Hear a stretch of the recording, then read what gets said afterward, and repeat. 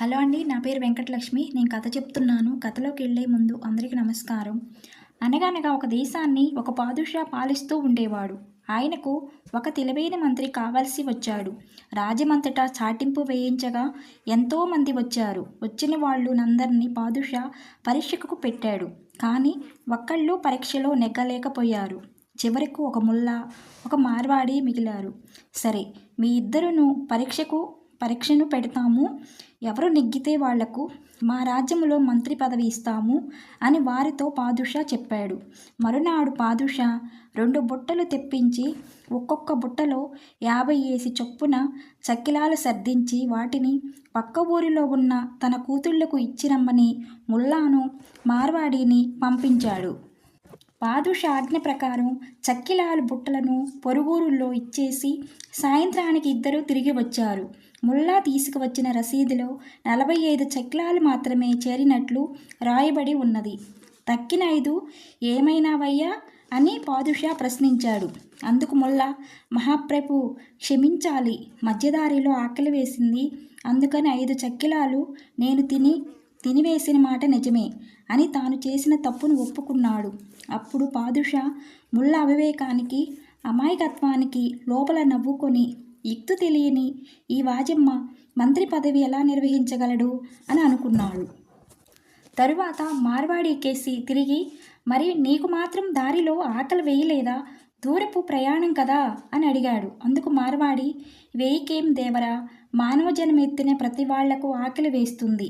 నన్ను ఇచ్చిరమ్మిన నా చక్కిలాలలో నేను కొన్ని తిని ఆకలి తీర్చుకున్నాను. అయితే ఒక్కొక్క దానికి జాగ్రత్తగా అంచులు చిరివి తినటం చేత స్వరూపాలు చిన్నవైనవి కానీ లెక్కకు తగ్గలేదు. తప్పనిసరిగా ఈ పని చేయవలసి వచ్చింది. ఇందుకు ఏలినవారు మరొక విధంగా అనుకోరని తలుస్తాను అంటూ తను చేసిన తప్పును ఎంతో యుక్తిగాను వినయంగాను చెప్పి సమర్థించుకున్నాడు.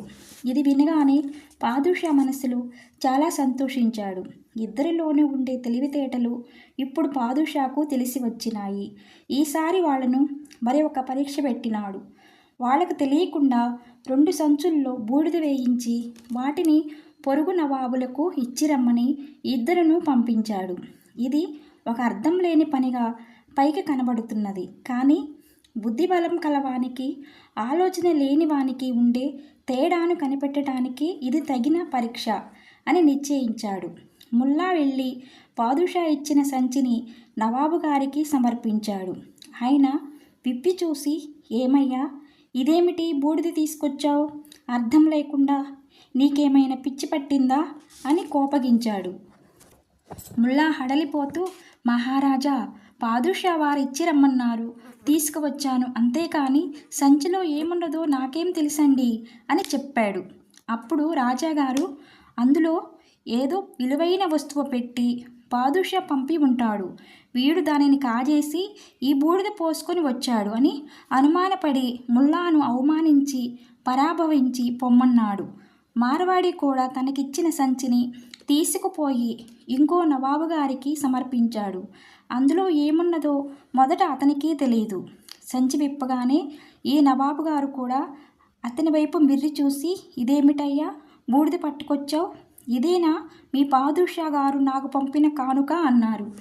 యుక్తిపరుడైన మార్వాడి పరిస్థితులు ఆలోచించి, ప్రభు, మా పాదుషా వారు ఈ మధ్యనే మక్కా యాత్ర సేవించుకు వచ్చారండి. అక్కడి నుంచి తెచ్చిన పవిత్రమైన భస్మాన్ని ప్రత్యేకించి వేలిన వారికి ప్రసాదంగా పంపించారండి అని ఎంతో నెమ్మదిగా నమ్మకంగా చెప్పాడు. నవాబు అపరిమితంగా సంతోషించి పాదుషా తరపున మార్వాడిని ఎన్నో విధాల గౌరవించి కానుకలిచ్చి మర్యాదలతో సాగనంపాడు. ముల్లా, మార్వాడి తిరిగి వచ్చారు. నవాబు పంపిన కానుకలను మార్వాడి పాదుషా వారికి సంతోషంతో అందజేశాడు. ముల్లా తెల్లముఖం వేసుకొని విచారంగా నిలబడ్డాడు. మరి పాదుషా ఇద్దరిలో ఎవరిని మంత్రిగా చేసుకున్నాడో మీరే ఆలోచించి చెప్పండి. ఈ కథ మీకు నచ్చినట్లయితే లైక్ చేసి, షేర్ చేసి, సబ్స్క్రైబ్ చేసుకోండి, హైప్ చేయండి.